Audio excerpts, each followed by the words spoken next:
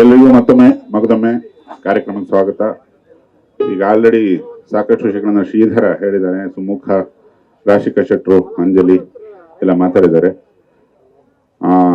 ಮೊದಲಿಗೆ ನಾವು ಧನ್ಯವಾದ ಹೇಳಬೇಕು ಈ ಜಾಗಕ್ಕೆ. ಇದು ತುಂಬಾ ವಿಶೇಷವಾದ ಜಾಗ, ವಿಶೇಷವಾದ ಮಣ್ಣು, ಇದ್ರ ಸೊಗಡೆ ಬೇರೆ. ಗಾಂಧಿ ಬಜಾರ್ ಅಂದ್ರೆ ಅಲ್ಲಿ ಕನ್ನಡ ತುಂಬಿ ತುಳುಕುತ್ತೆ. ಬಂದವರಿಗೆಲ್ಲ ಮತ್ತೊಮ್ಮೆ ನನ್ನ ಧನ್ಯವಾದ. ಇದೊಂದು ಹುಚ್ಚು ಸಾಹಸ ಅಂತ ನಿಮಗೂ ಅನ್ಸಿರ್ಬಹುದು ಇಷ್ಟೊತ್ತಿಗೆ. ನಾನು ಮೊದಲಿಗೆ ಹರಿಕೃಷ್ಣ ಅವರನ್ನ ತಮಗೆಲ್ಲ ಆ ಥರ ಕೈಯೆಲ್ಲ ಹಿಂಗೆಲ್ಲ ಮಾಡ್ಕೊಳ್ಳದೆ ನೇರ ಕ್ಯಾಮ್ರಾ ನೋಡ್ಬೇಕಾಗಿ ಕೆಳಕಳೆಯ ಪ್ರಾರ್ಥನೆ. ಇವರು ಹರಿಕೃಷ್ಣ ಹೌದಾ ಅಲ್ವಾ ಹೇಳ್ಬೇಕು. ಇವ್ರು ಹರಿಕೃಷ್ಣನಾ? ನಾನು ನಿನ್ನೆ ಅವರು ವಿಡಿಯೋ ಕಾಲ್ ಮಾಡೋದಕ್ಕೆ ಈಗ ಇರ್ಲಿಲ್ಲ. ಅವರು ನಿಜವಾದ ಹರಿಗೆ 20 ವರ್ಷ ಕಡಿಮೆ ಆಗಿದೆ. ಅವರಿಗೆ ಕೋಟಿ ವರ್ಷ ಅವರ ಸಂಗೀತ, ಅವರ ಜೀವನ ಹೀಗೆ ಸುಖಕರವಾಗಿ ಸಾಗಲಿ ಅಂತ ನಾನು ಒಬ್ಬ ಗೆಳೆಯನಾಗಿ ಹಾರೈಸ್ತೇನೆ.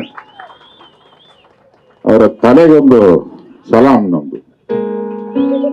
ಯಾಕಂದ್ರೆ ನನ್ನ ಕೆಲಸ ಸುಲಭ. ಒಂದು ಅಕಸ್ಮಾತ್ ಒಂದು ನ್ಯೂಸ್ ಪೇಪರ್ ಬಿದ್ದಿದ್ದು ಅದನ್ನ ತೆಗೆದ್ಬಿಟ್ಟು ಹಿಂಗೆ ತೆಗೆದು ಎತ್ಕೊಟ್ಬೋದು, ಇದೇ ಲಿರಿಕ್ ಹಾಡ್ರಿ ಅಂತ. ಅದನ್ನ ಕಂಪೋಸ್ ಮಾಡ್ತೀನಿ, ನಾನು ಇಲ್ಲೇ ಮಾಡ್ತೀನಿ ಅಂತ ಹೇಳಿದ್ರು.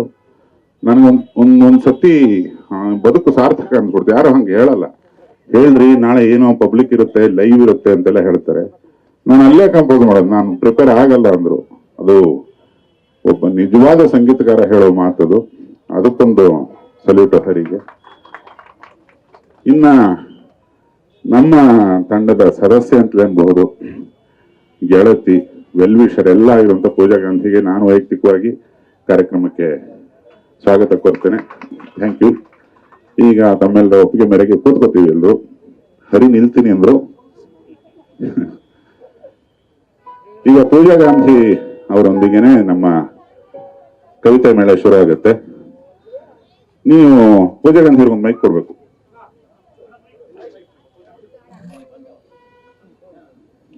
ಎಲ್ರಿಗೂ ನಮಸ್ಕಾರ. ನಮಸ್ಕಾರ. ಇನ್ನು ಸ್ಫೂರ್ತಿ ತೋರಿಸಿ. ನಮಸ್ಕಾರ. ನಮಸ್ಕಾರ. ನಮಸ್ಕಾರ. ನಮಸ್ಕಾರ. ಈಗ ಹೇಳಿ, ಇದನ್ನ ಪ್ರೇಮಿಗಳ ದಿನ ಎಟ್ಸೆಟ್ರಾ ಎಟ್ಸೆಟ್ರಾ ಎಟ್ಸೆಟ್ರಾ ಅಂತಾರೆ. ಏನು ಹಾಡ್ಬೇಕು ನಿಮಗೆ? ನೋಡಿ, ನನ್ನ ಮೊದಲ ಪ್ರೀತಿ ಅಂದ್ರೆ ಕನ್ನಡ. ನಾನು ಅಂದ್ರೆ ಒಂದು ರಿಕ್ವೆಸ್ಟ್ ನಿಮ್ಗೆ, ನನ್ನ ಮೊದಲನೇ ಪ್ರೀತಿ ಬಗ್ಗೆ, ಕನ್ನಡದ ಬಗ್ಗೆ ನೀವು ಒಂದು 4 ಸಾಲು ಬರೀರಿ ಅಂತ ನನಗೆ ತುಂಬಾ, ನನ್ನ ವ್ಯಾಲೆಂಟೈನ್ಸ್ ಡೇ ತುಂಬಾ ಅರ್ಥಪೂರ್ಣ ಆಗತ್ತೆ ಅಂತ ನಾನು ಅನ್ಕೊಂಡಿದ್ದೀನಿ. ಸೊ ಕನ್ನಡನ ತುಂಬಾ ಪ್ರೀತಿಸ್ತೀರಿ? ಹೌದು. ಕನ್ನಡದ ಮೇಲೆನೆ ತಮ್ಮ ಪ್ರೀತಿ ವ್ಯಕ್ತ ಆಗೋ ಹಾಗೆ ಹಾಡ್ಬೇಕು. ಹೌದು.